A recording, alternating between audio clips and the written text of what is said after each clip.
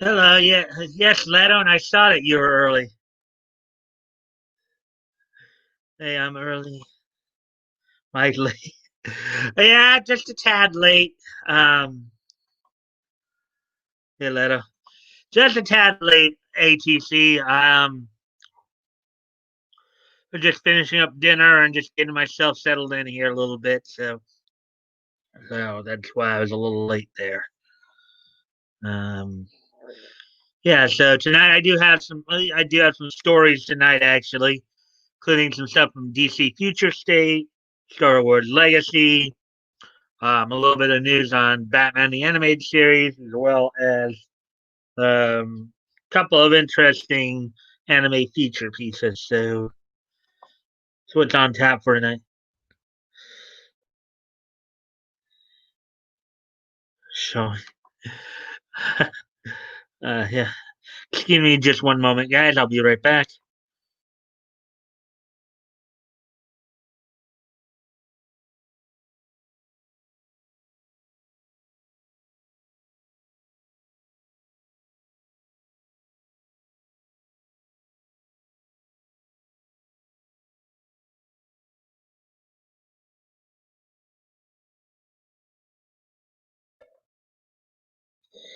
Yeah, so as you guys know, last night did something a little different. Hope you guys enjoyed that.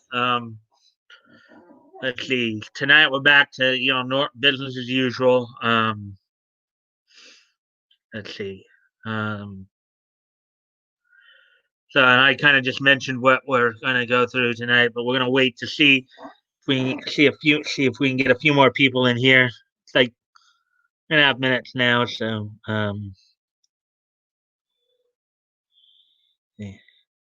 I was 30 minutes early. Uh, yeah, well, I was sitting around the computer. I just hadn't turned myself on yet, just simply because of the fact I was eating and just getting some dinner out of the way. By the way, I saw the door you fixed on Twitter and you posted no noise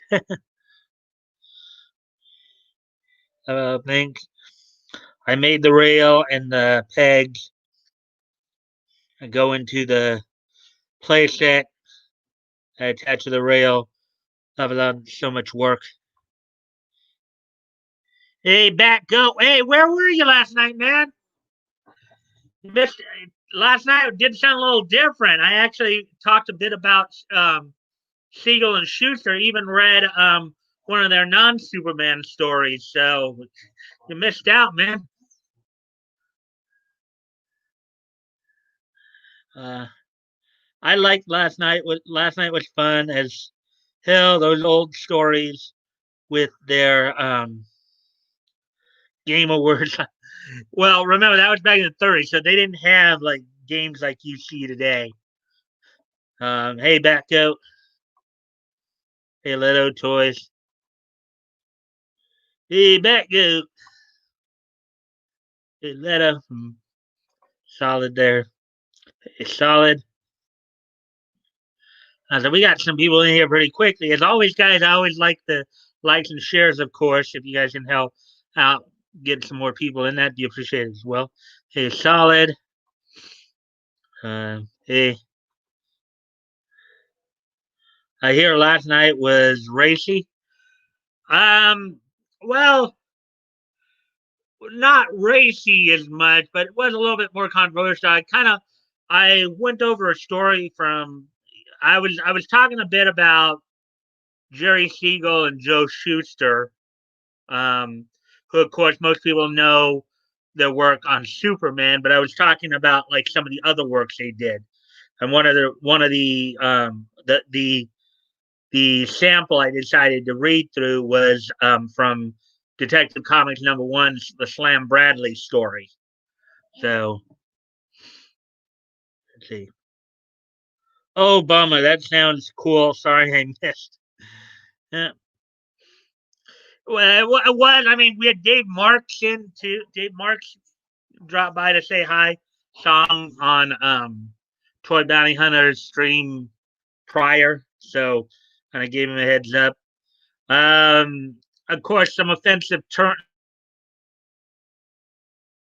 some considered offensive that weren't back then were used.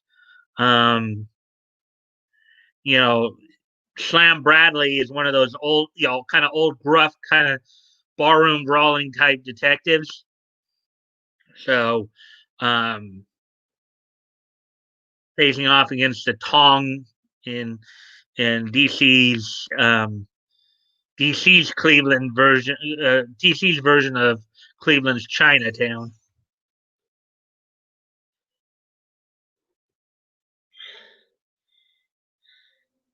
Did check out my full stream.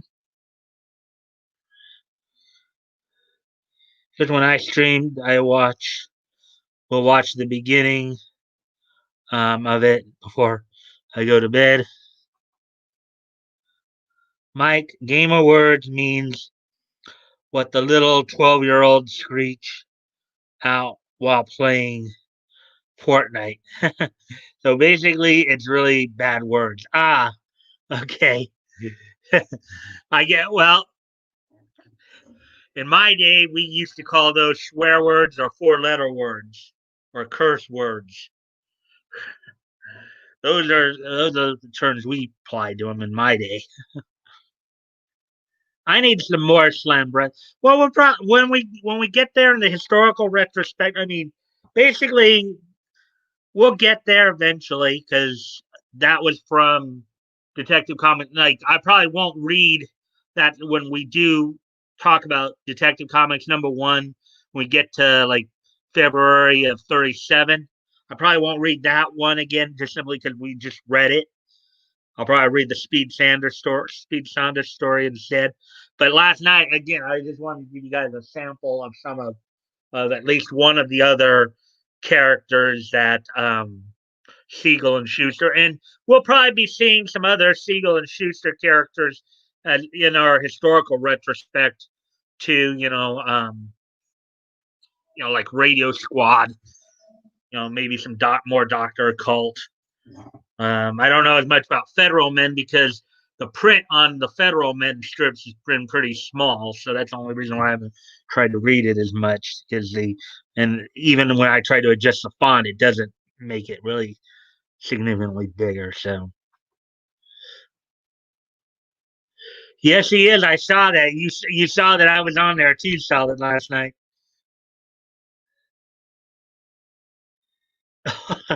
Okay. uh Name word equals bundle of sticks. Okay.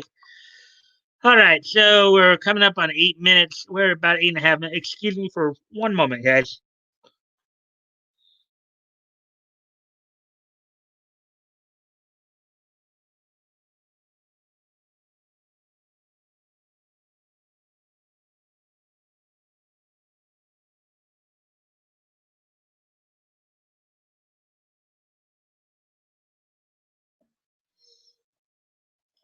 Yeah, so toy bounty hunters. Yeah, he's a streamer. He's a YouTuber who his primary focus is usually the set. I think the Sentai type um, shows over in Japan, primarily Power Rangers type stuff. Super Sentai stuff is what he specializes in. Um, that's what he specializes. So so for me today, I kind of was out and about today a little bit more than I had been in recent months. I had to go run errands. Decided to go visit some friends who moved to another location. Friends from my formerly local pharmacy store at the corner pharmacy store near where I live here. Um, they moved to another location a little further away, so I went to go say hi and pick up some stuff from them. So, well, anyways, that's basically what I did today.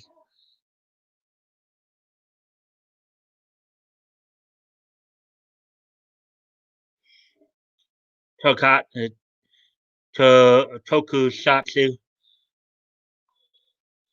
Uh, All right. So yeah. So we're past the 10-minute mark. So and I did kind of mention it at the beginning. Today we're back to business as usual. With the news stories. I have like 5 of them tonight that I talked about. Downtown Ames, Iowa, right? No, I'm that's a little further away back though from me. Yeah,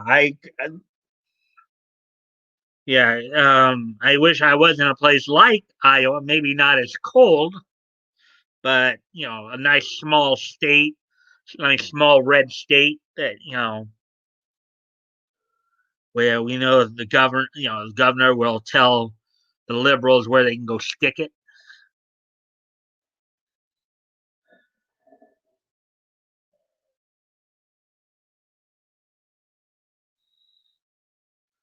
How about just okay?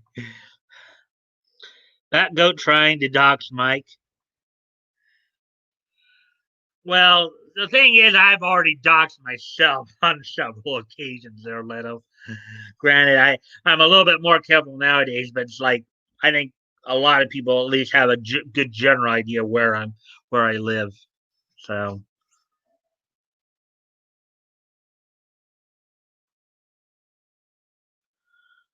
9 degrees here in Prior Lake tonight. Oh, there must be some snow there then. Up there, but I'm just joking. Yeah. So anyway, so I did pick out 5 stories for tonight, as I mentioned. Couple comic stories, couple anime stories, and a cartoon story, as it were. Among the stories, probably I'll be looking at tonight. Some interesting stuff from DC Future State Batman, as well as Star Wars Legacy from the comic side of it, from the anime side of it. A couple of profile pieces. One of which is what how would a fight between Berserk's Griffin and Helsing's Alucard would go there, and then whatever happened to the female warrior in the Ginyu Force in Dragon Ball, and then of course there was another bit of an announcement in regards to Batman animated series. I guess a sequel is planned for Netflix. So we talk. So we'll be getting into that a little bit too. Same level. Yep, a lot of snow. Anyway, excuse me one more time, guys. Sorry, go off camera for just a minute.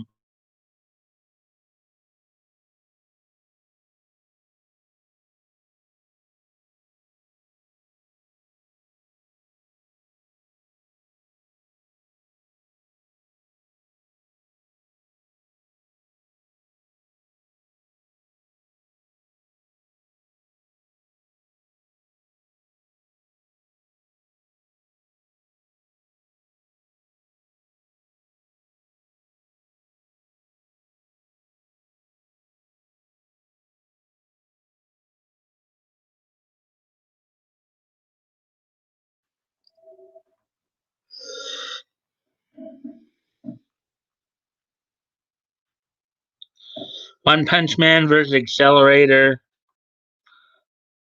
There was a female Ginyu Force member. This is news to me. Yeah, well, I can. That's part of the reason why I'm going to probably read that article because that kind of took me a little bit by surprise. Apparently, from what little I read, from what little I pre-read of it, I guess she was more involved in the video game side of it as opposed to the anime. I don't think she showed up in the anime. It was I don't watch One Punch Man left out. Maybe it was Captain Ginyu's original body. Well, we'll probably find out because right, that would be cool, solid. Um, anyways, we'll probably find out when I get to that point. So, anyways, without any further ado, let's get started on the stories. Here's where it's past the 15-minute mark here. Looks like here.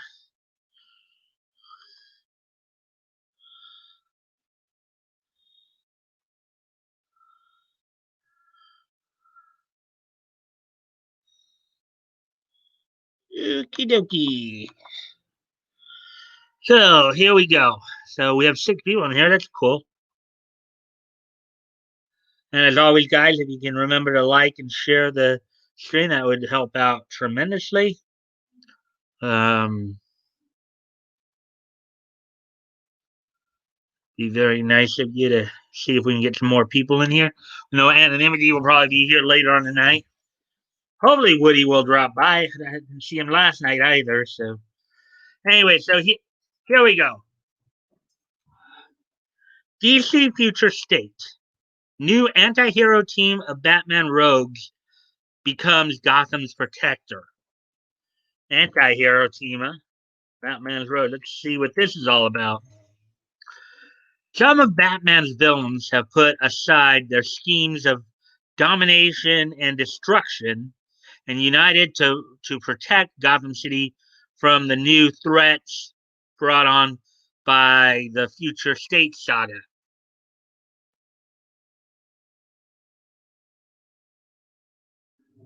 Starting in Future State, the next Batman #1, big names like Clayface and Two-Face are joined by Humpty Dumpty, Zaz, Anarchy, Copperhead, and Dr. Phosphorus to form the Arkham Knights, Gotham's very own Suicide Squad in a way. Now I know not all of those names are probably familiar to you guys. Clayface. Now I don't know which Clayface because there's been like about 4 or 5 of them. Chances are it's probably might be one of the newer Clayfaces. Two Face, I'm sure everybody knows about Harvey Dent, his split personality issues. Humpty Dumpty, I've heard the name. Humpty Dumpty originally came from Batman's Silver Age group. Zaz is a serial killer, I believe. Anarchy, Anarchy wasn't really as much a. He was never really a villain per se. He was actually probably closer to an anti-hero. Anarchy was some kid who basically, you know, basically at times would try to play like Robin Hood esque character, robbing the rich, give to the poor kind of thing. If anything, long before there was such a thing as social justice warrior, you could argue that Anarchy was kind of one of the earlier examples of an SJW. Copperhead is, of course, the genetically engineered Snake Man, featured quite prominently in the Justice League and Justice League Unlimited cartoons. And Dr. Phosphorus was a villain who, basically, in some respect, Batman Beyond's villain Blight was based somewhat off of Dr. Phosphorus. A doctor who was exposed to radiation and became basically a living form of radiation. So these are who they're talking about. Granted, these are lesser known villains. So with maybe the exception of Clayface and Two Face, of course, those are probably the 2 most famous names in that bunch.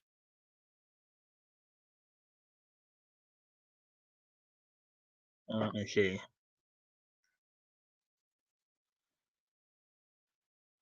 Apparently, there's a.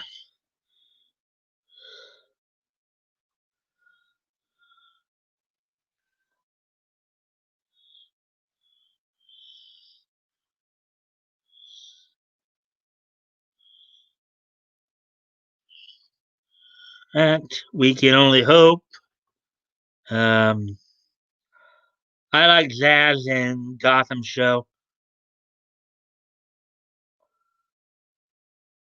Wasn't there a button? No, no, you're thinking.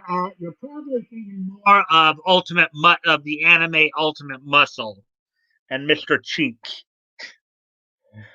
a guy who's basically got the head shape of a butt. Or maybe you're thinking of Ashley McGee, for all we know.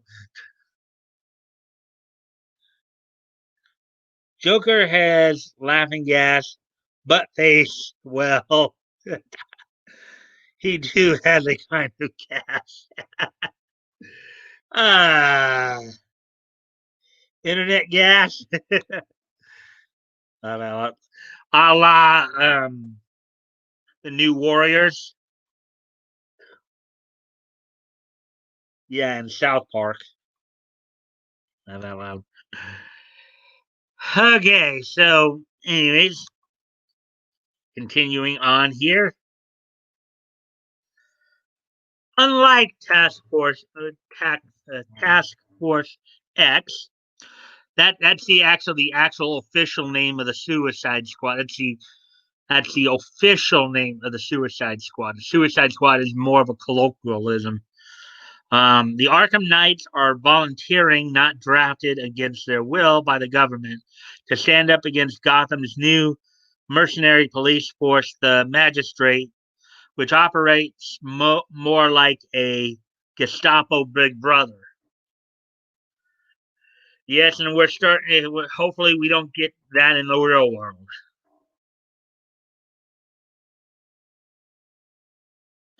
The Magistrate has zero tolerance for heroes, vigilantes, gangs, and most especially masks. It's kind of funny that with that part of it too, because in Marvel comics it was J. Jonah Jameson who had the issue with people wearing masks. Now they're bringing that to DC. Um, Other citizens of Gotham, some every day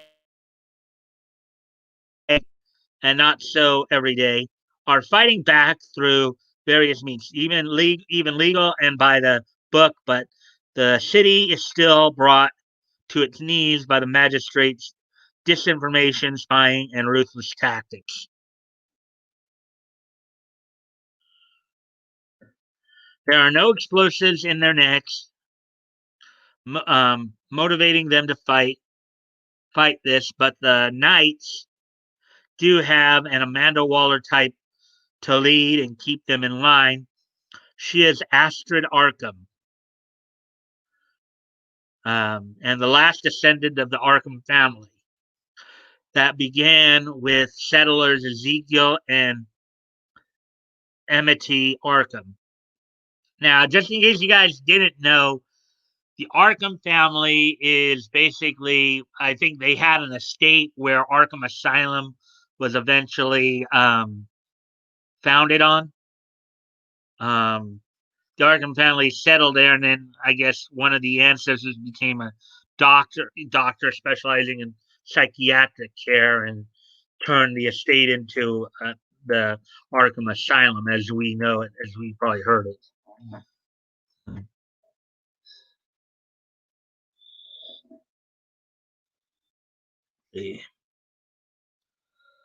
I forgot all about Ultimate Muscle. It was the shit. Okay, do you mean the shit as in good or the shit as in bad? What's kind of funny about that too, Solid? Um, the what the move they call the Kaniku Buster or the Muscle Buster. You know who in the real world uses that as one of their finishing holds? Samoa Joe. So Ultimate Muscle was pretty cool. They need to make a wrestling shonen anime. Um, or revamp Ultimate. Actually, you know something, Leto? They actually had a wrestling anime prior to Ultimate Muscle. Ultimate Muscle was not the first. It was probably the one that got dubbed. Probably the first one to be dubbed. But there actually was a very popular wrestling anime over in Japan in the early 70s that led to basically a crossover into the real world, as it were, by the 80s. Tiger Mask. There was an anime called Tiger Mask that was based on professional wrestling. And the funny thing is that eventually somebody by the name of Satoru Sayama took the Tiger Mask identity. He was the first one I think there's like right now there's a Tiger Mask number 4, but yeah. So basically, Leto, there was a wrestling anime even before Ultimate Muscle. It was called Tiger Mask. It just was never dubbed. So if you're into subs, you might want to check it out. Howdy, duties. Duties. Hey, Dave. Welcome back. I'm glad you're back. Hopefully, the stuff with Slam Bradley last night didn't get you too upset there. Um, hey there, Dave. Dave, there. Yeah, tonight we're kind of back to business as usual, Dave, with just a regular. I'm looking at an article in regards to DC Future State and the anti-hero team that's coming together here.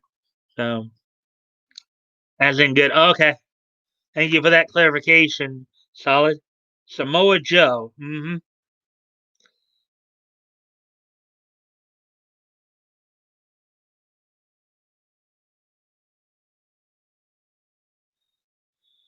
Why why mess the bed? And Dave's here. Hey, Dave. Sup, dude?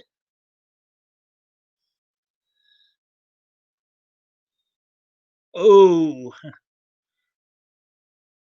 I heard of Tiger Mask. Yeah.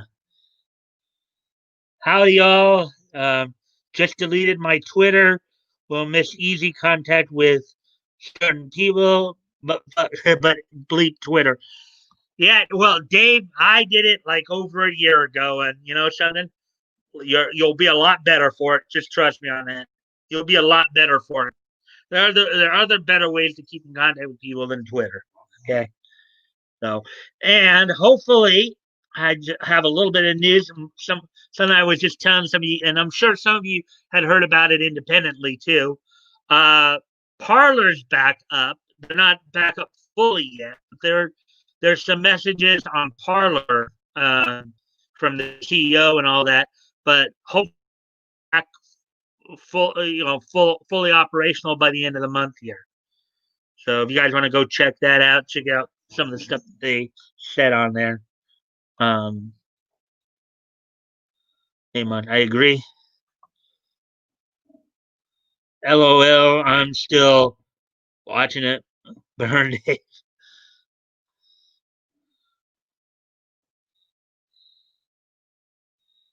Should just keep Twitter for why. Well, if you can, you know, if you can stay out of the stupidity, if you can keep from getting kind of dragged into like stupid arguments with SJW, more power to you. But Twitter at this point, is just you know you can live without Twitter. You can really live without it. Hey Dave, good to see you.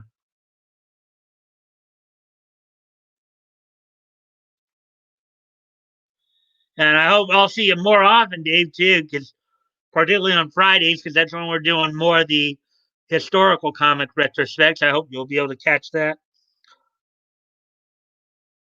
I'm on Minds. That go. Hell yeah. I'm also here more waifu art. How's Minds, Dave? Like Twitter, but friendlier. Like Twitter, indeed.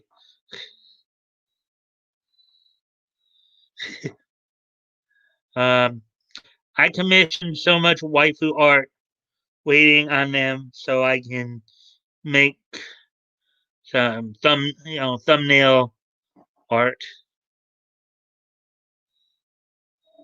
and let you see the live action.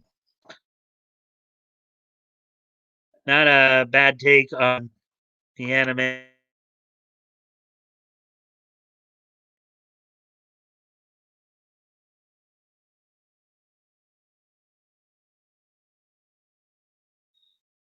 Why am I not able to on it? Let me.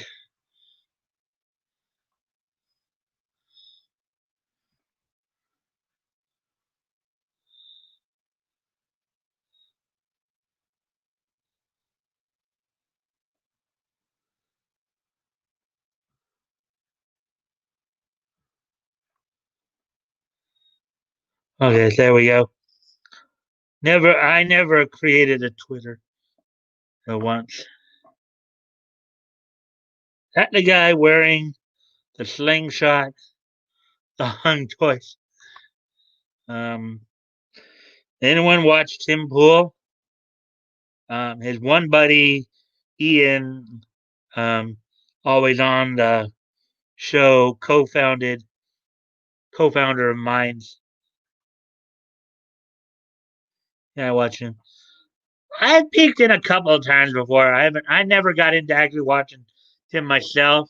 I mean, I'm more into like watching like, um, I more watch like Dan Bongino or Red Eagle Politics myself or that stuff. I made a Twitter account 8 years ago. I have zero tweets. Downloading Minds. Cosmic Garth, Ian, Crossland, Laugh Out Loud. Um, me, Laugh Out Loud.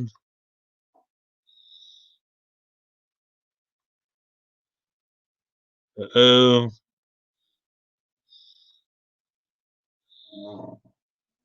In the thumbnail, one of Tim's recent videos, AOC looks like she was about to gourd the Hugh shaman. How about interesting? I don't like him after he complained about the waifu game sharing the same name for his site. So, yeah. Oh, come on. Subverse, right? I ignored that nonsense. Yes, that's it. All right. Well, anyways, so back to the story then here, as we got off a bit there, but that's cool. That's what the stream's all about. Just hanging out. And, if we get through stories, we'll try to get through stories, and if we go off track, we'll go off track a little bit. That's cool though. Anyways, Astrid proves herself as a capable leader, and the former criminals and rebels she recruits prove to be efficient soldiers opposing the magistrate's peacekeeper army. Despite their fractured psyches and aberrant tendencies, Astrid keeps the likes of Zaz and Two Face in check without much trouble. Well, Two Face, if you can bring Harvey out more than Two Face, then you usually should be fine. She looks at them as human beings, as any do-gooder, Arkham doctor might, and also like family. Astrid dresses their wounds back at their base, an abandoned Wayne Manor, and finds novel ways for her volatile team to channel their aggression. So wow, now they're using the abandoned Wayne Manor to as a hideout as a headquarters. That's pretty cool. Talk about going full circle, huh? Full circle.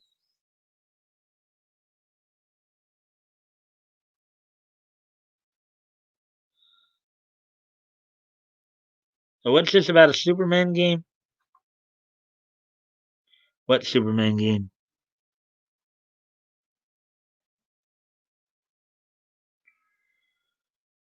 Reading the screen.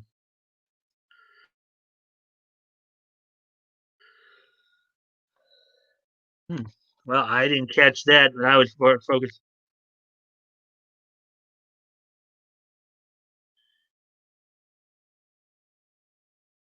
I don't know. There was an actual Superman game. Um,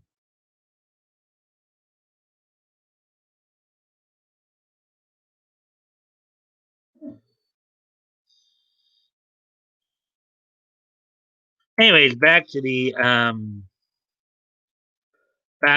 article here. Zaz, for one, states his urge to kill or liberate victims of life with peacekeepers rather than innocents. That's an interesting way of putting it. Liberate victims from life. That's a very interesting way of putting it. Oh, yeah, and that's Zaz right there. Zaz, I think one of the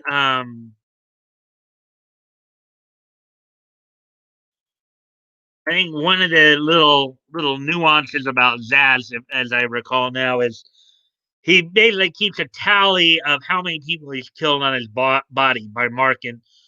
But I thought that was Tally Man though, but um, Zaz probably does it too. Zaz is great.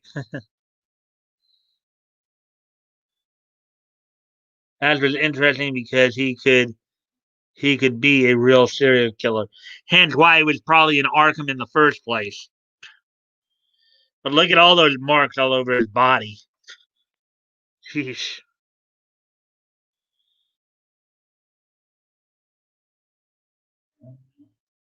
Looking for recruits, the Knights seek out Killer Croc to add to their ranks.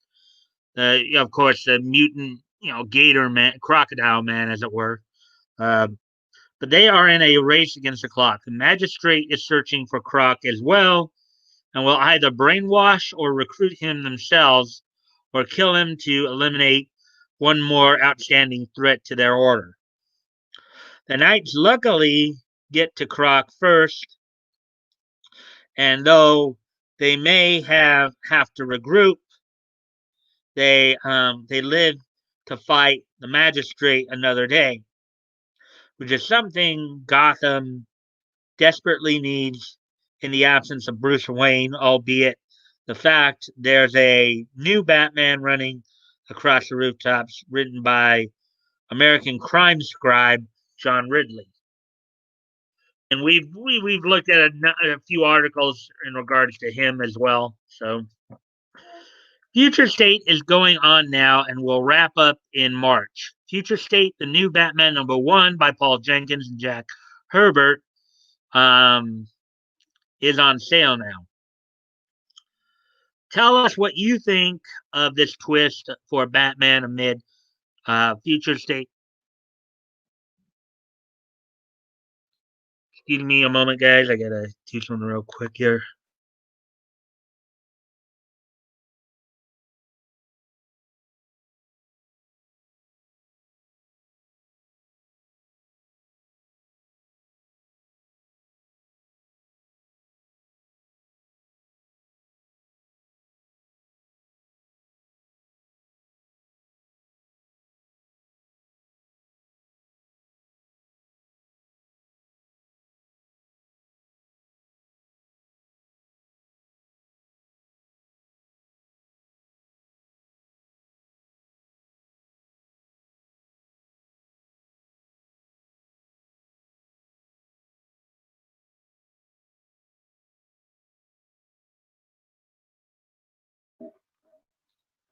All right, sorry about that. I just had to go off screen for just a moment.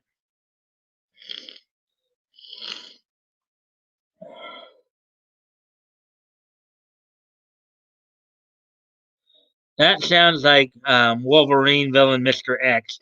Yeah, I don't know too much. I do know some of Wolverine's story, but not a whole lot. Primarily, most of it from what I gathered from X Men the animated series from the '90s.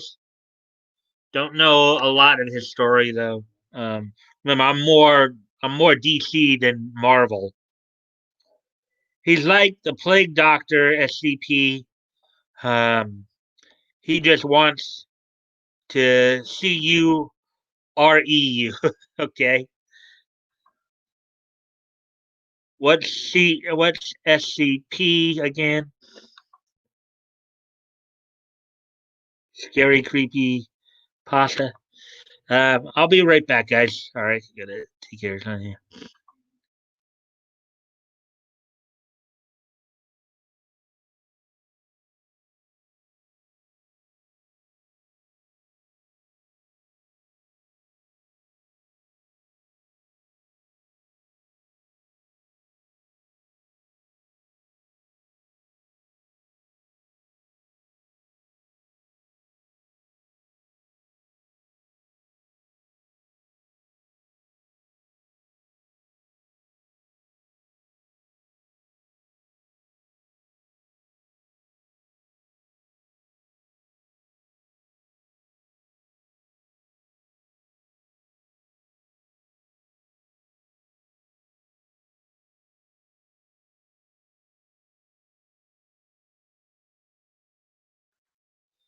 All right, I'm back. So let's see.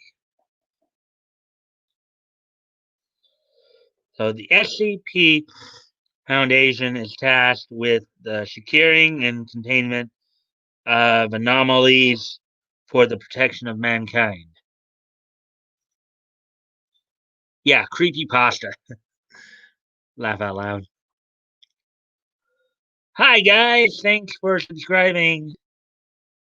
He back on Minds. Dave. Hey Woody, welcome to the stream. Toys mentioned it earlier and I forgot. But then he then said scary, creepy pasta. Woody! Hey Woody, how are you? Howdy, Woody. Yeah, it's been neat finding so many folks over there. Hey, Woody.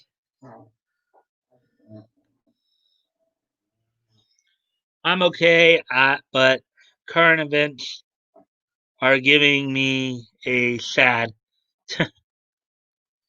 Yeah, anyways, get ready to move on to the next story here. One in regards to Star Wars Legacy here.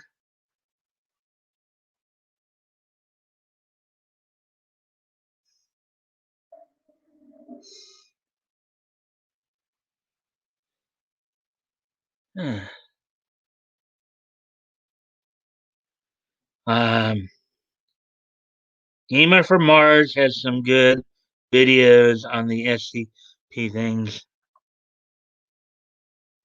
Yeah, it's a bummer, Woody. SCP is not to be confused with SPC, the Shark Punching Coalition. Um, all where is anonymity? T2. The whole gang will be here. Yeah. So taking bets on pardons. Laugh out loud. Shark punching. Laugh out loud. Yeah. So, anyways, moving on to wow, we're coming up on 45 minutes already. Will we get through all 5 stories tonight? Well, we'll have to wait and see here. The next story here.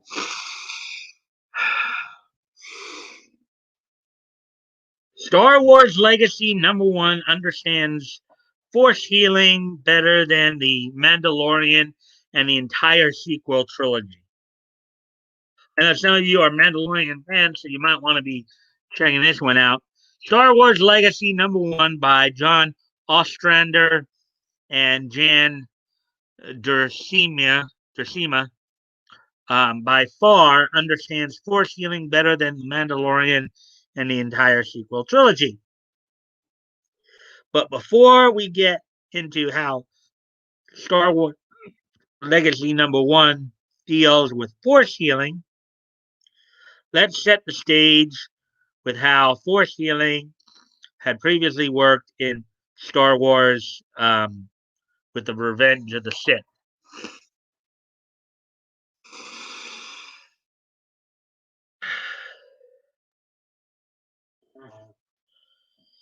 If you recall, the desire to prevent Padme from dying led Anakin Skywalker to fall to the dark side, swear allegiance to Darth Sidious, and become Darth Vader. Um, but before this happens, Chancellor Palpatine um, reveals that preventing death is possible through the dark side when he tells him the tragedy of Darth Plagueis the Wise.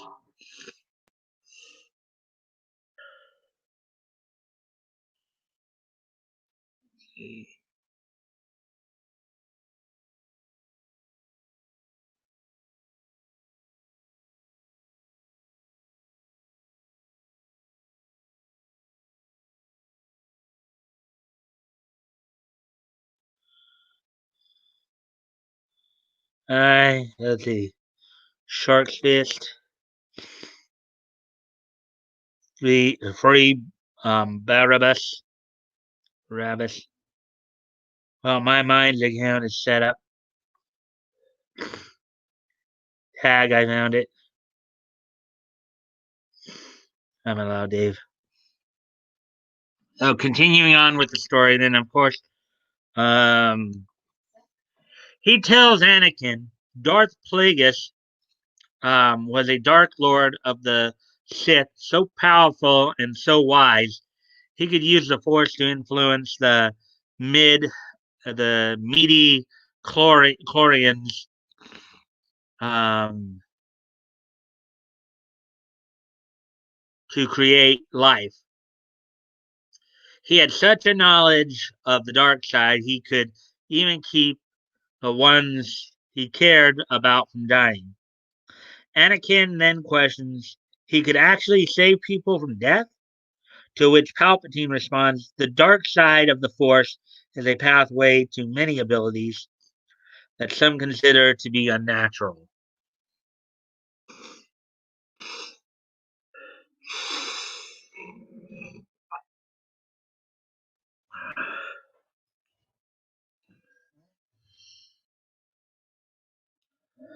When asked what happened to Plagueis, Palpatine explains he became so powerful. The only he was afraid. Only thing he was afraid of was losing his power, which eventually, of course, he did. Unfortunately, he taught his apprentice everything he knew. Then his apprentice killed him in his sleep. It's ironic. He could save others from death, but not himself. Anakin then asks, is it possible to learn this power? Palpatine responds, not from a Jedi.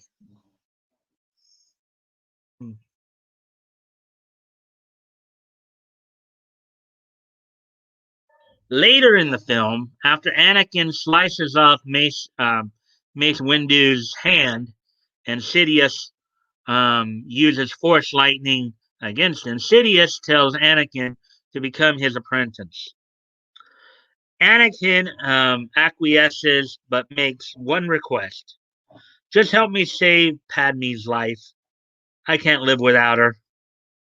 Sidious responds, to cheat death is a power only one has achieved. But if we work together, I know we can discover the secret. Anakin then pledges himself to Sidious and becomes Darth Vader. I am your father, Luke. Disney's sequel trilogy and The Mandalorian would make a mockery of the Revenge of the Sith.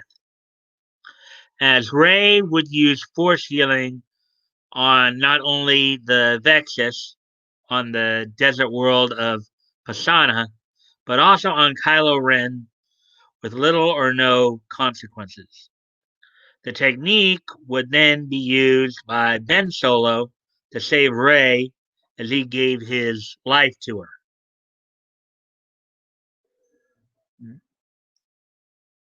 Let's see.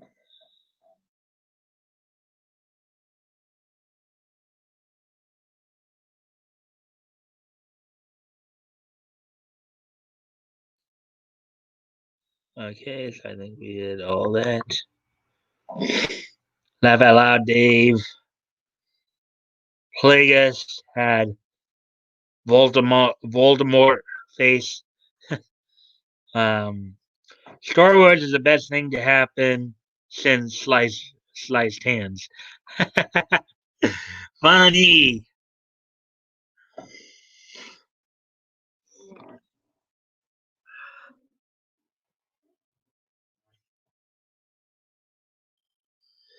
Let's see.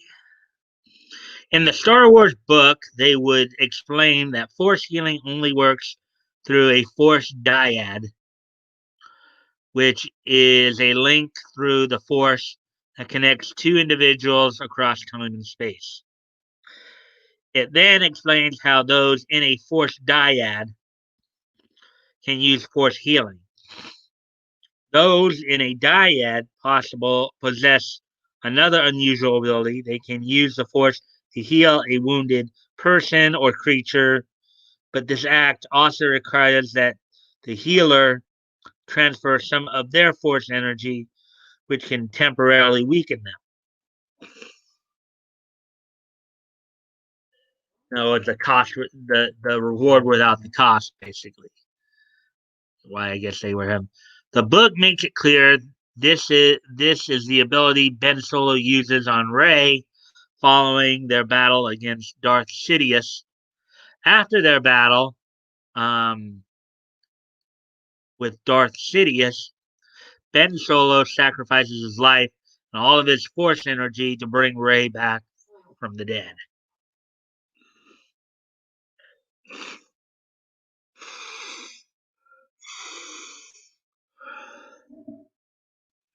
However, Lucasfilm had previously revealed in Star Wars: The Rise of Skywalker, the visual dictionary, that Rey learned the ability to force heal from the Jedi text she acquired on Octo. Um, that book explained Rey is fascinated by the arcane healing techniques described in the Chronicles of Bruce Boo and uses the underpinnings um, of such teachings to heal a broken kyber crystal in her lightsaber. Excuse me again, guys. I'm going to go off camera for just another quick moment here.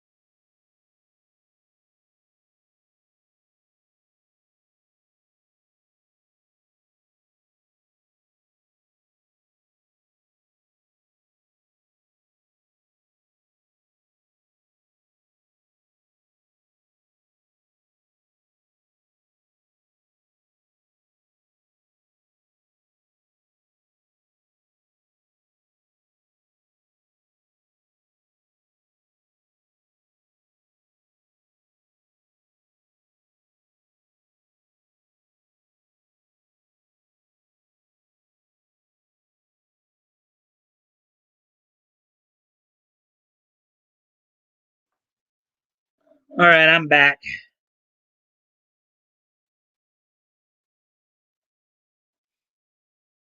Let's see.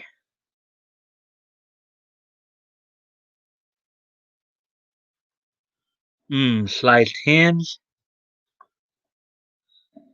Robot hands stuck or through the roof, stock or through the roof. They should never have used force healing outside games.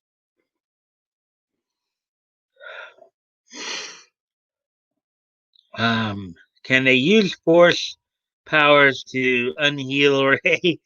Asking for that day morning. I just subbed to your channel. More friends. I hope so, Leto. I hope so. Mines, you need to let me see the comments. Blah, blah, blah. All right, so as we continue on, then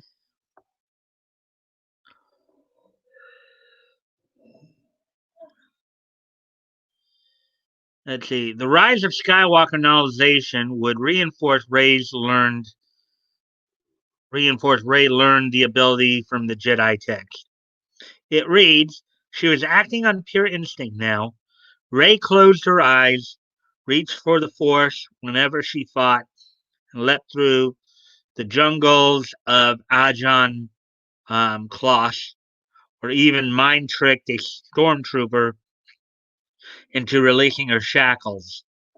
She channeled the Force, using it for her own advantage in some ways, but this would for a different technique. Um, call for a different technique, something she learned from the Jedi text. Um, when she was mending Luke's kyber saber or kyber crystal. This time she would give.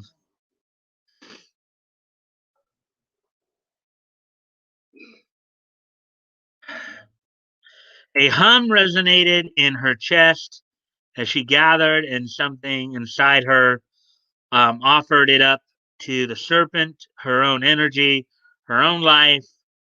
It was part of the Force, too.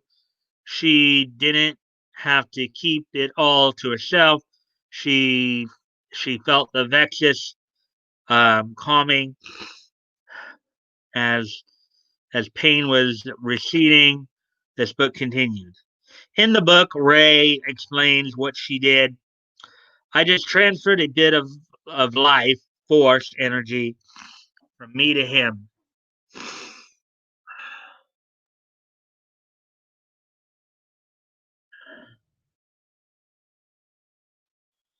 The book then reveals the healing of the Vexus unlocks more of the force, similar to an RPG skill tree. Healing the Vexus had exhausted her, but it had also opened up new avenues of the Force to her. Something about both giving and taking, about a more perfect oneness, and she understood before. She yearned to talk it over with Leia. When she heals Kylo Ren, she uses his ability to not only transfer her own force energy, but the force energy of the life in the ocean as well. The book explains Ray drew on everything around her so much life in the violent ocean. Um, but mostly, um, she drew on herself. She gave.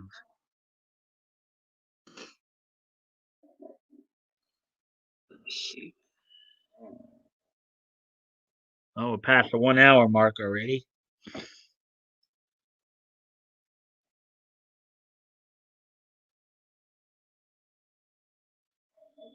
Um, maybe I missed something there.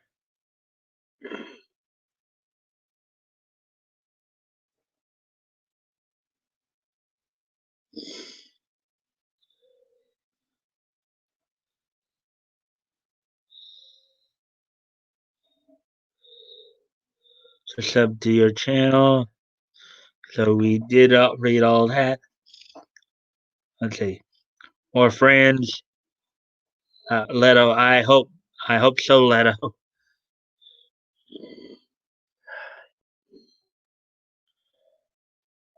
Mine's. You need to let me see the comments, Leto.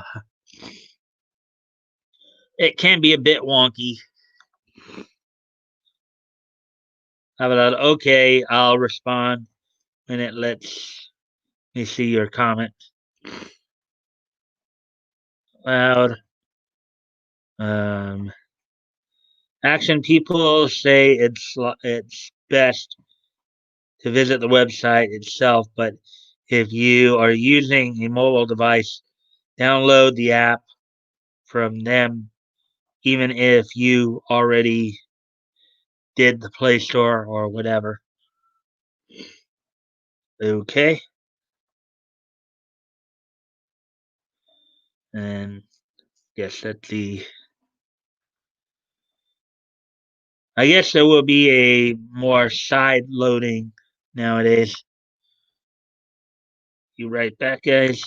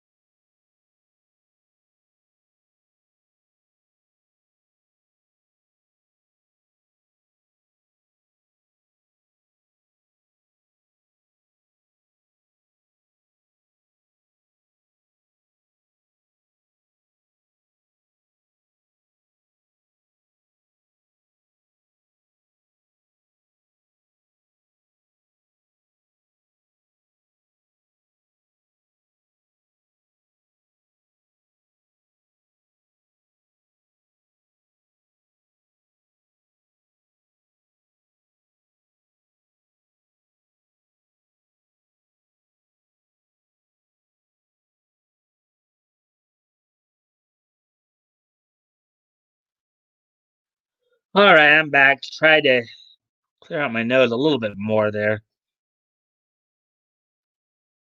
Yeah, people are pissed at Google and Apple. Well, yeah, with a lot of stuff they're pulling off right now, guys. Like what they did in Bardilla the Parlor.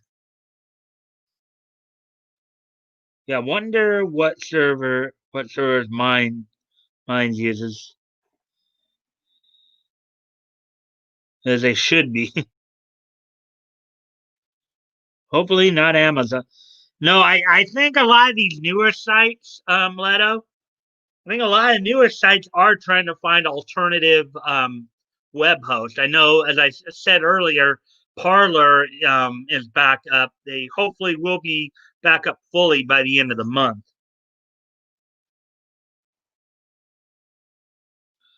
At least my Android OS has options.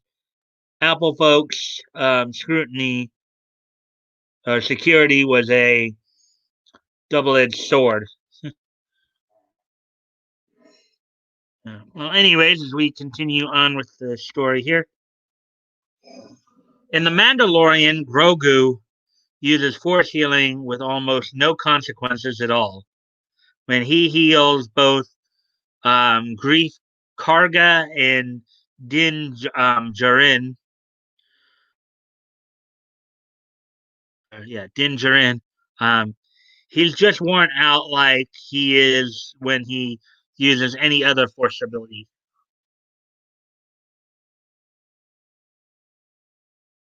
No longer is the ability to cheat death a power that only one has achieved. No longer is it implied that it is a dark side ability that some consider unnatural. It's a power that both Rey and Grogu use with little to no consequences.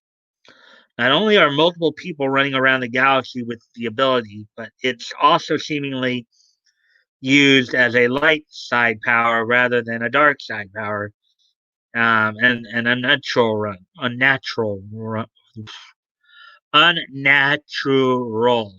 one, one that you in fact can learn from the Jedi in their ancient text. That's a stark contrast to the Palpatine claiming you wouldn't be able to learn the ability from a Jedi. I guess here's the cover of Star Wars Legacy #1 from Dark Horse Comics.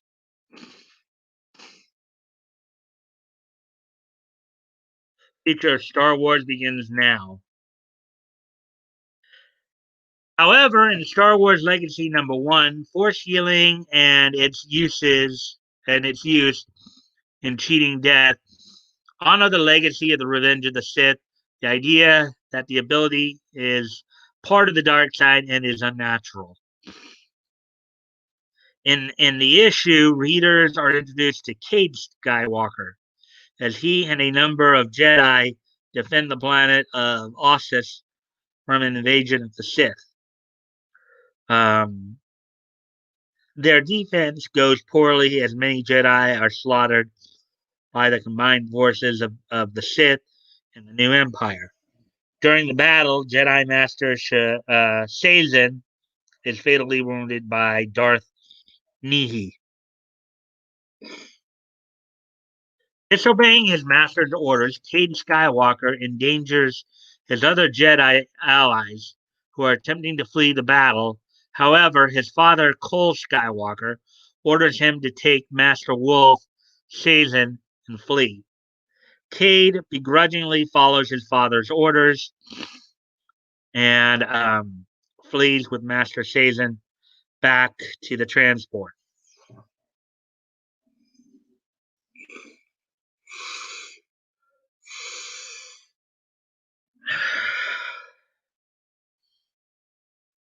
As Master Sazin lies dying on the ship, he tells the young Jedi apprentice that there is nothing to fear from death.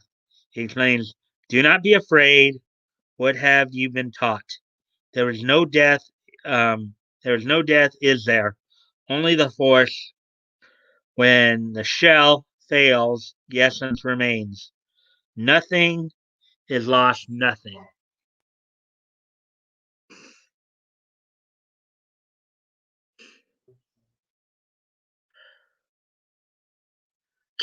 However, Cade Skywalker uses the Force to bring Master Sazin back from the brink of death.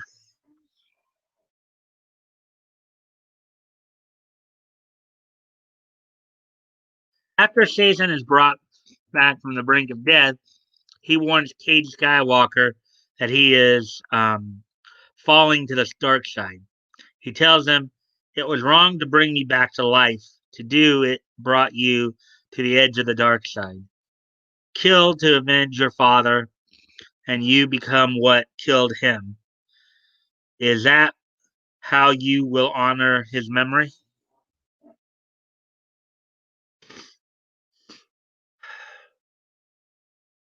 Later, Sazin would tell Cole Skywalker's Padawan, Shadow, "He brought me back, Shadow, um, from the very edge of life and death. I felt the dark side touch him."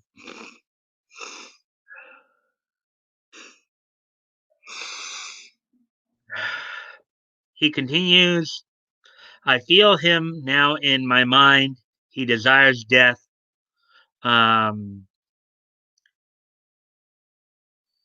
as he wants to kill before he dies." Not only would Sazin warn Cade that his use of the Force healing ability was wrong and led him on the path of the dark side. But it's later revealed towards the end of the issue that Darth Krayt, the Sith leader and the self appointed emperor of the new empire, describes Cade's force healing ability as a dark side ability as well. Krayt states, I felt a murmur in the dark side when Ossus fell, a dark light in the force drawing life back from death, healing. Um, the source was a Jedi.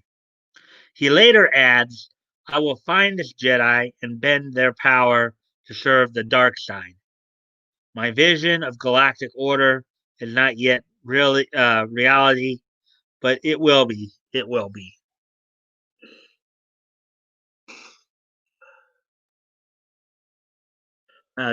This one's kind of a long one.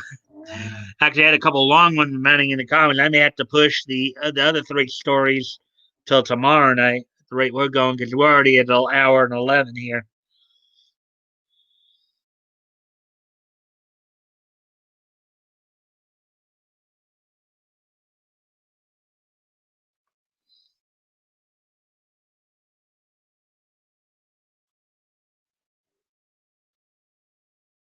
So,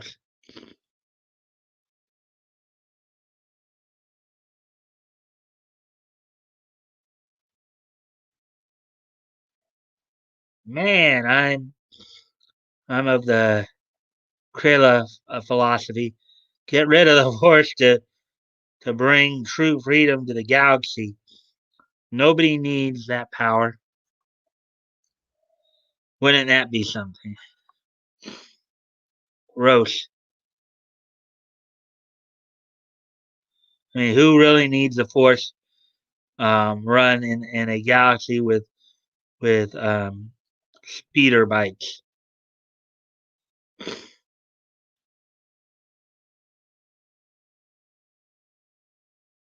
At Navy Walrus. Who's Navy Walrus? Did I missed something there?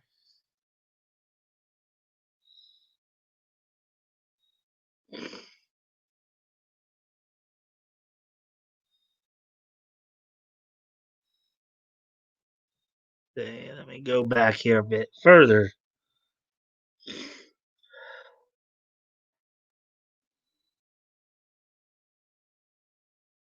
Like 8 Apple accounts because they kept making me make new accounts.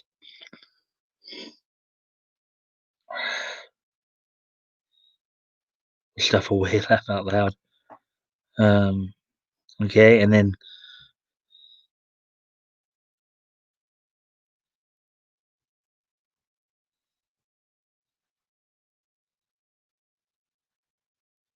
at Navy Walrus. Yeah, people dump in the street. Um, yeah, but then again, they also go do that in San Francisco. Mike, you gotta use it. I've been using the mute button, Pat Goat, but there's not really much more I can do because my nose is like acting up here. Assassins, that's who. An assassination is bad, ergo force bad. They should make a saber gun powered by the force. Then I'll be a fan. Laugh out loud. Um, Comics did that kind of.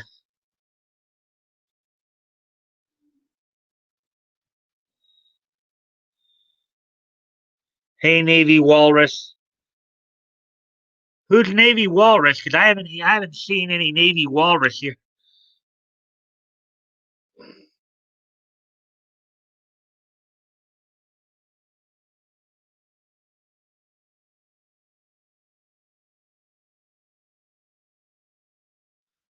I haven't seen Navy Walrus. So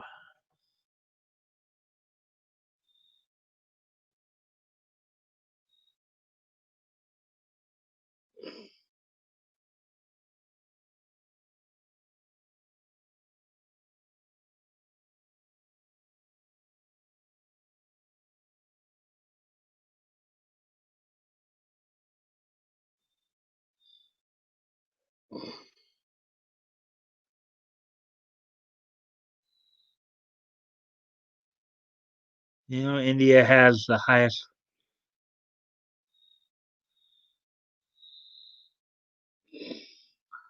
I haven't seen them on here.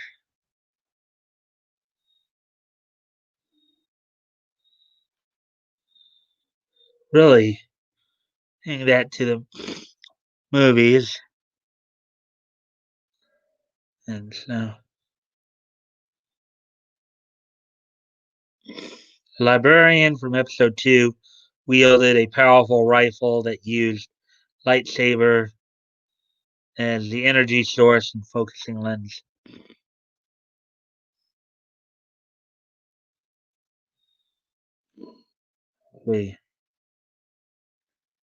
And not just laser guns. I want to see saber bullets. Hey, evening. Just got home. Just going to listening in. Okay, hey, how you doing, Anon? Hey, Anon. Anon. Navy Walrus is here on YouTube. I had to unblock his introductory remarks. Okay, and gentlemen. Oh, maybe because I did look over at that and saw that. I did look over at that and saw he talked about something about India and having something about defecation or whatever.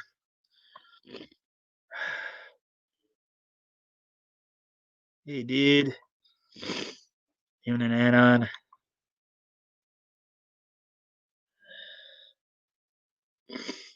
I understand we've talked about this before. All I've heard tonight is O's use the mute button. Yeah, that's what I've been trying to do. Bat Goat ready to force unhealing. uh, guess YouTube doesn't like science. I'll be right back, guys.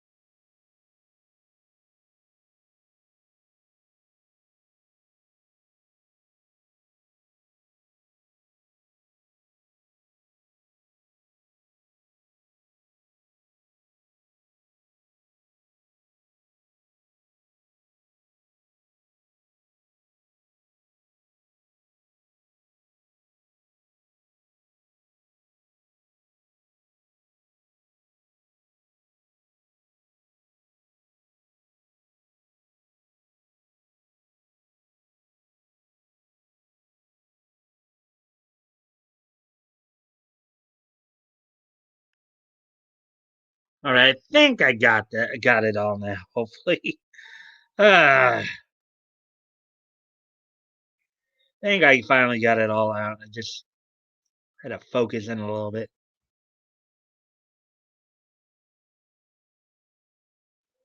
I'm sorry. Science did its hair teal, maybe little like science.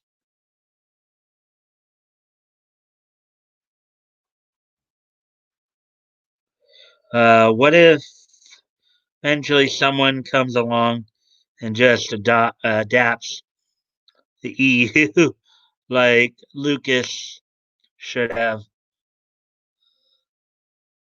All SJWs hate real science. They love multi-gender science, weird science. Science is full of unpleasantness, unpleasant facts, and we can't have unpleasant things now, can we? So true, highly unorthodox.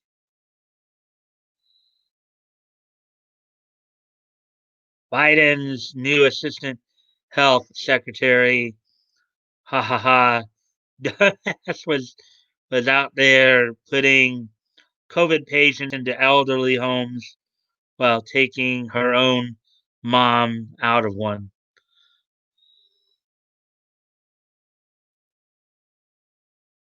Biden said it. We accept truth over facts.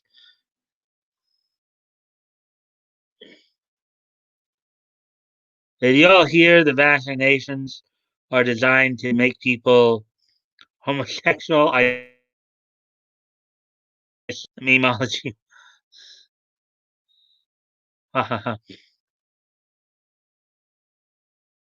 SJW thinks 2 plus 2 equals 5. Ugh. La Lulo. Well, at least now we're up to 8 people, so that's kind of good. Love memology videos.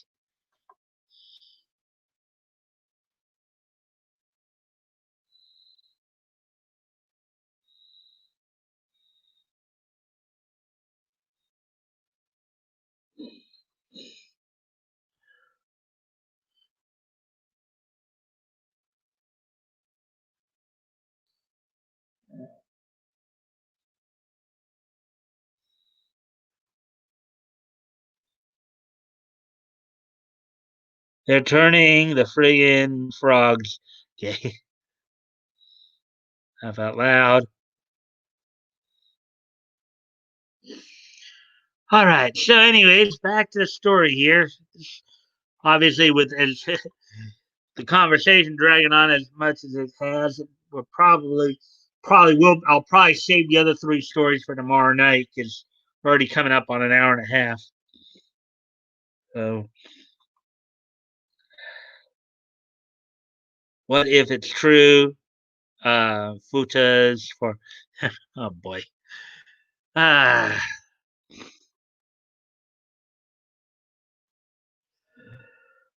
What this book does so well is that it shows that using force healing to subvert the natural cycle of life and death is wrong and thus would be pursued by dark side users like Darth Crate. It's why Master Sazin tells Cade that he was flirting with the dark side power by giving into his anger. It's also why Master Sazin informing the other Jedi apprentices that there is nothing to fear from death. This book honors the concepts laid out in Revenge of the Sith that force healing would indeed be a dark side power and considered unnatural.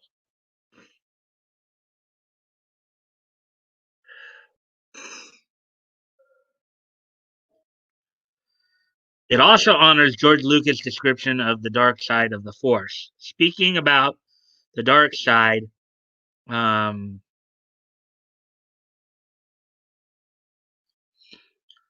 Lucas stated the pleasure factor of greed and selfishness is short lived experience. Therefore, you are constantly trying to replenish it.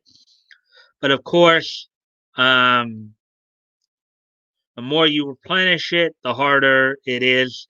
So you have to keep upping the ante. You actually, yeah, you are actually afraid of the pain of not having the joy.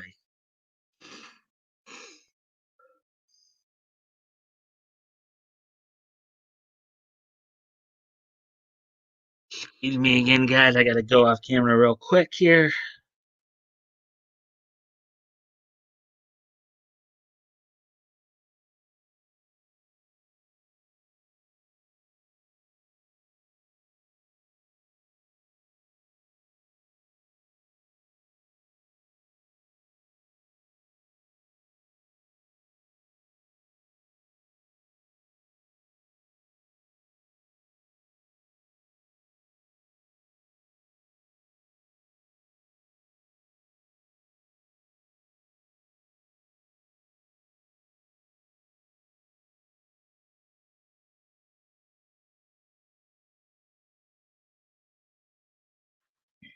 All right, I'm back now.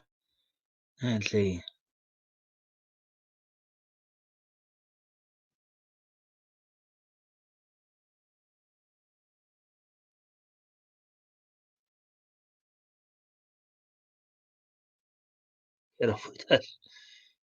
Two cars in every garage, and food in every pot. Oh boy.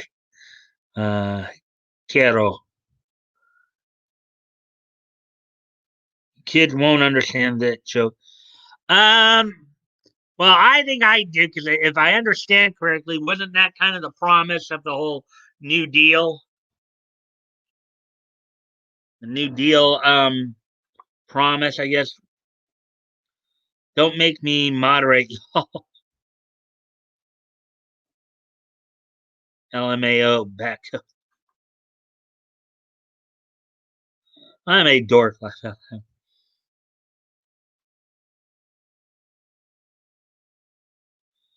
Jetted Japanese for frog. Yeah, well, yeah, because I know that there was the anime Sergeant Frog. Need a mod for the mods. Right. I blame Nick. Uh,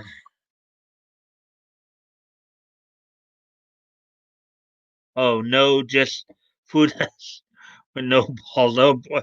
Okay, enough with the descriptions, guys. Uh, Kata, the original mod for his stream.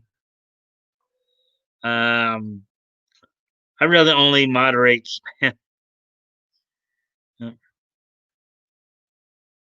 Correct. Two cars in every garage and a chicken in every pot. Good one, Mike. Yeah, well, hey, I know, as I've always said, I don't know, contrary to popular belief, I don't know everything, okay? But I know at least a little bit about a lot of things. Okay, that's LMAO. Okay, so, anyways, we continue on with the article here. Cade Skywalker falls to this fear by bringing Master Sazin back to life, and Darth Krayt reveals his own fear of dying before bringing and enacting his vision of galactic order on the galaxy. In contrast, Master Sazin is not afraid of death, and in his seemingly dying breath, it is warning his apprentices to not be afraid either. Because as we know, Jedi believe in life after death.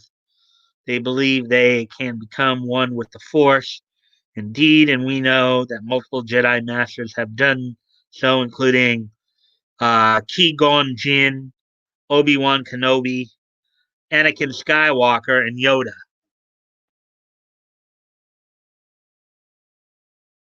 Now, this issue isn't perfect. Cade Skywalker is able to perform the ability out of pure emotional connection to the Force.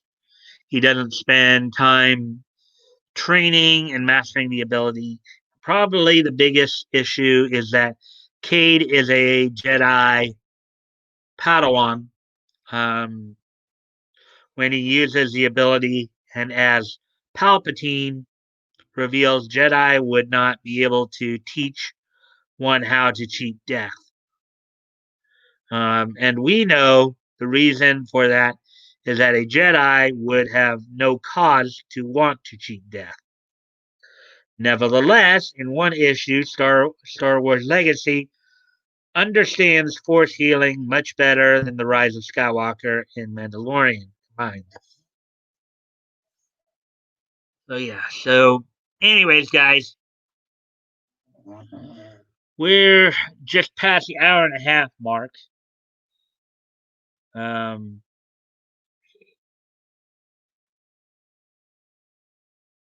I love me some U.S. history.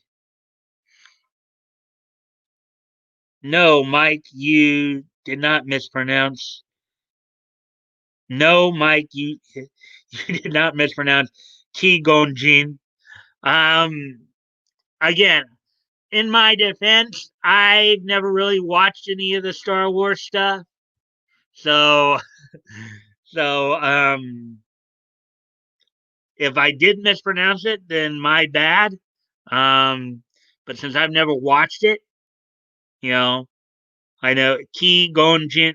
I know it could be Qui Gon Jinn. You know, that's how I try to pronounce. Hoover campaign in 1928, and it was only one car. Um, Car in every garage. My bad. Is that so? Oh, he did it again. Heretic. Well, how can I be a heretic if, as I said, I've never watched. I never really got into Star Wars, and of course, the other guys on here know that we've talked about that before. I'm more of a Star Trek guy. I mean, if you really want to help Dave, you can always you can always kind of show me exactly how I am supposed to spell it, you know. Um, Heretic! Uh,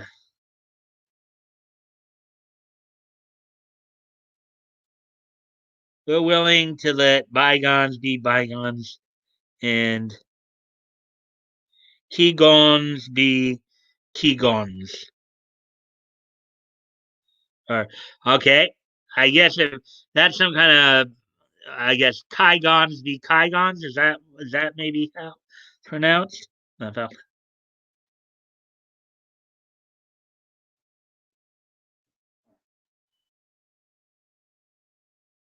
Qui Gon Gin. Okay. Qui Gon Gin. Okay. Okay. I get it now. Qui Gon Gin.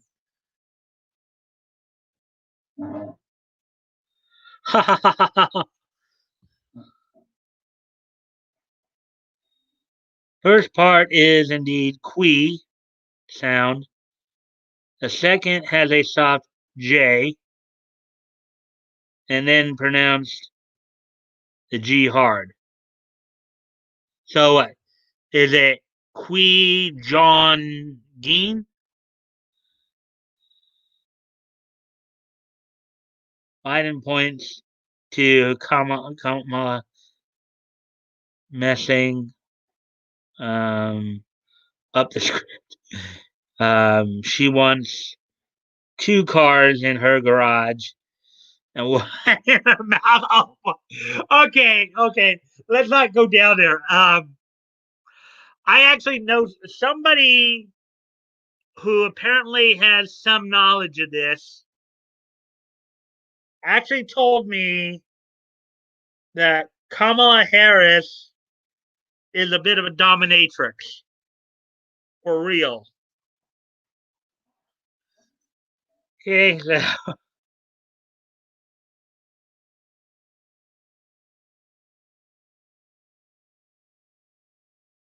gin like the drink. Okay, yeah, okay. So Qui Gon Jin, I guess. Getting closer.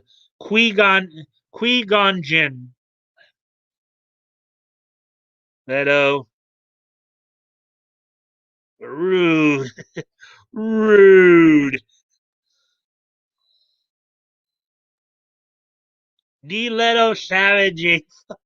LMAO. AF. Um, Soft J, you're almost there. Qui Gon Jin.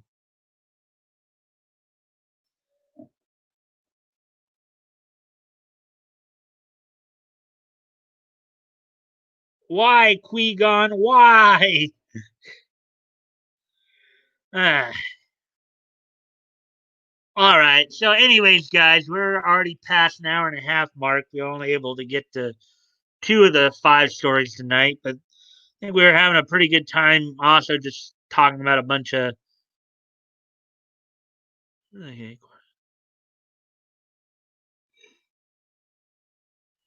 So, anyways, guys, as we wind down here,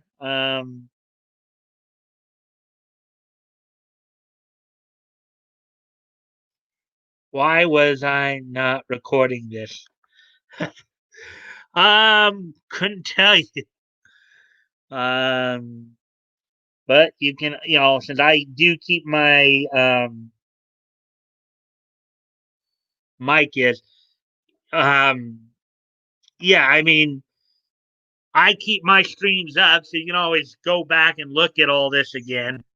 Um, anyways, guys, are you guys ready for this day in each? Because I think we'll start wrapping it up here. We're already past an hour and a half. I don't think I can get through any more of the stories tonight. The other three stories I didn't get to tonight, I'll postpone till tomorrow. So we're only able to get through two tonight. That's good. I mean, I think we had a jolly good time chatting up. So, are you guys ready for this day in each history? That goat says history.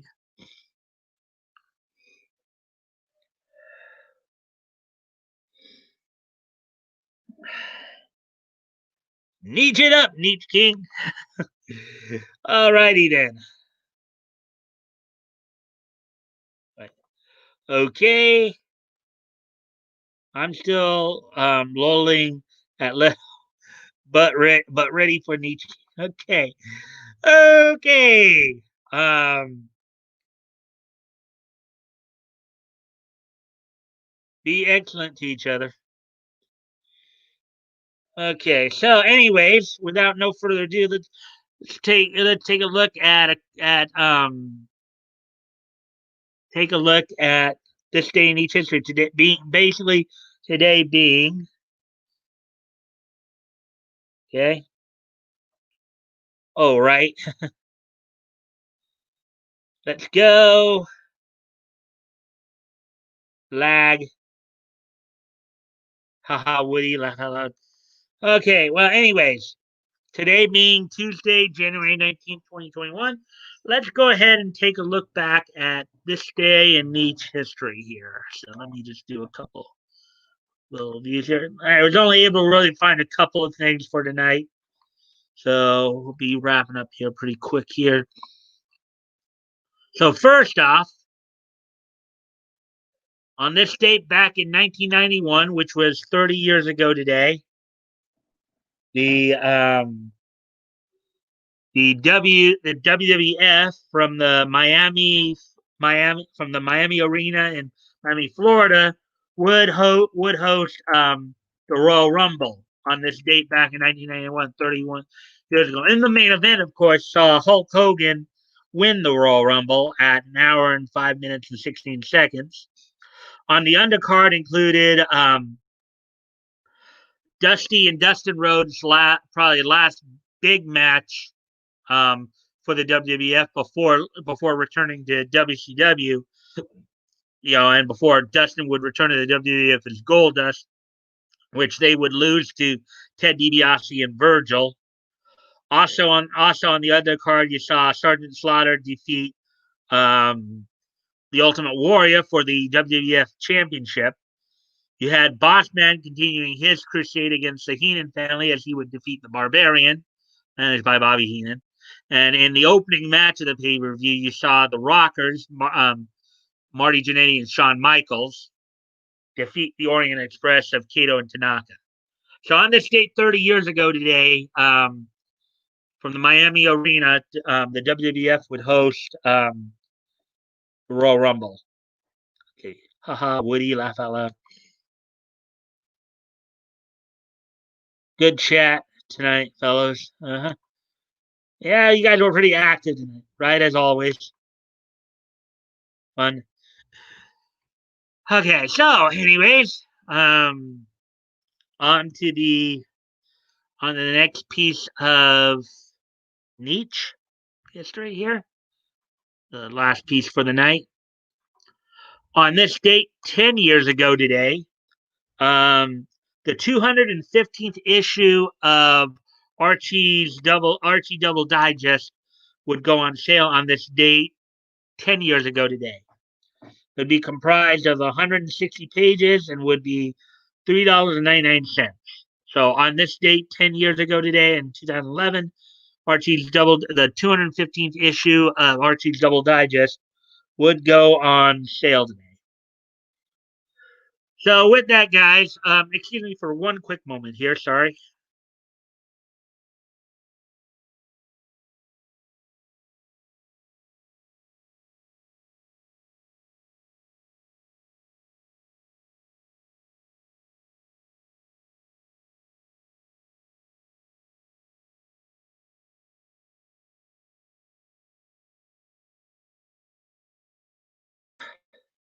Alrighty then. So I hope you guys had fun tonight. It looks like you guys did with the conversation and stuff. The other three stories that I was not able to get to, I'll have for tomorrow night. Maybe I'll add a couple, one or two more as well. Um, but I hope you guys will be back tomorrow night, and don't forget Friday back party on. Back Goat and I will of course be, we'll be looking back at comics that came out in and went on sale in September of 1936. I hope you guys will be there on Friday as well. But until then, I will see you guys tomorrow night. Let's finish out the comments here. $99 for 160 pages are of Archie. That's inflation at work. Usually it's 400 pages. Well, this was 2011. So later, guys.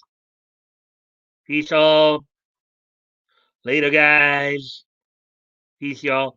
All right. And I hope to see y'all back here tomorrow night. Good night. Bye.